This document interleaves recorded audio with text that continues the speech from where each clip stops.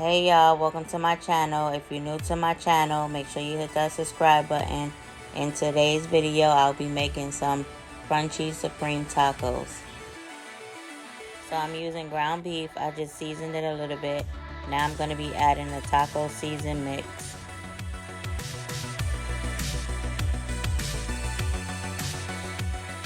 So now I'm just mixing everything up really well. Then I'm going to be cutting up a tomato, some onion, and getting my lettuce and cheese ready.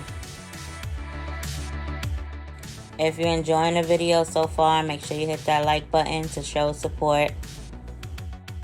Once I was done with that, I'm going to be using the stand-and stuffed taco shells. And now I'm just going to be making the tacos.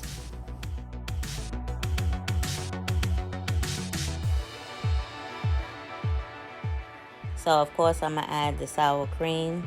What's a taco without sour cream? Like, come on, y'all.